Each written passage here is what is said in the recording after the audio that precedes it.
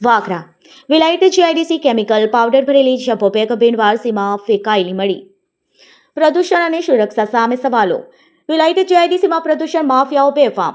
વાગરા તાલુકાની વિલાયત જીઆઈડીસી વિસ્તારમાં પર્યાવરણ અને સુરક્ષાના નિયમોના ધજાગરો ઉડાવતો એક ગંભીર કિસ્સો પ્રકાશમાં આવ્યો છે.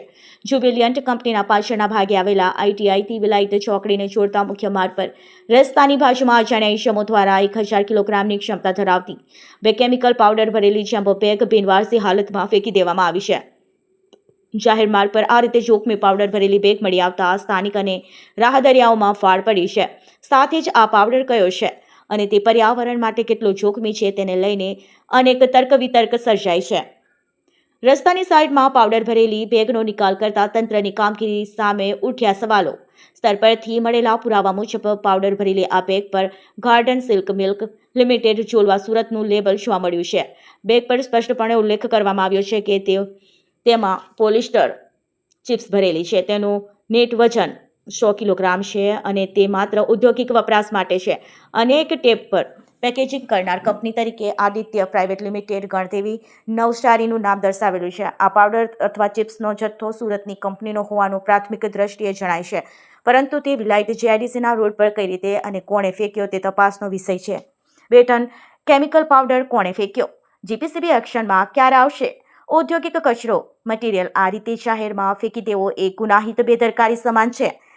જો આ પાવડર કોઈ જોખમી કેમિકલ પ્રતિક્રિયા કરે અથવા પવનમાં ઉડીને આસપાસના વિસ્તારમાં ફેલાય તો તેની ગંભીર અસર થઈ શકે છે. આ બાબતે સંબંધિત તંત્ર અને જીપીસીબી દ્વારા તાત્કાલિક તપાસ કરવામાં આવે અને કંપનીના લેબલ તેમજ બેગ પર લખેલા બેચ નંબરના આધારે જવાબદારો સામે કડક કાર્યવાહી કરવામાં આવે તેવી લોકમાંગ ઉઠી છે. શું આ કોઈ ચોરીનો માલ છે જે પકડાઈ જવાના દરે ફેંકી દેવાયો છે કે પછી વેસ્ટ નિકાલનો શોર્ટકટ? તે તો ઊંડાણપૂર્વકની તપાસ બાદ જ બહાર આવશે. જાહેર માર્ગ પર જોખમી કેમિકલ પાવડરનો જથ્થો ફેંકીને માફિયાઓ ફરાર.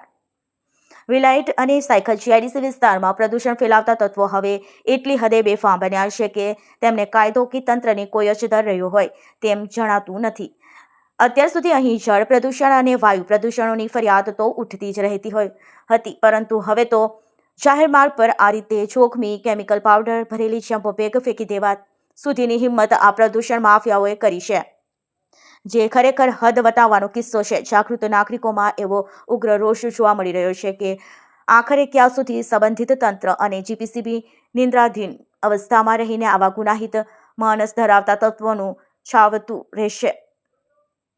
રસ્તાની સાઈડમાં બિનવારસી હાલતમાં પડેલો આ 1000 કિલોગ્રામનો જથ્થો તંત્રની નિષ્ફળતાની ચાડી ખાઈ રહ્યો છે. શું અધિકારીઓ કોઈ મોટી જાનહાનિ કે ગંભીર પર્યાવરણનો હોનારતની રાહ જોઈ રહ્યો છે? જે રીતે આટલા મોટા પાયે બેદરકારી દાખવવામાં આવી છે તે જોતા હવે તંત્રની ભૂમિકા સામે પણ સવાલો ઉઠી રહ્યા છે અને લોકો માંગ કરી રહ્યા છે કે માત્ર કાગળ પર તપાસને બદલે આવા માફિયાઓ સામે કડક હાથે કાર્યવાહી કરી તેમને જેલ સળિયા પાછળ ધકેલવામાં આવે.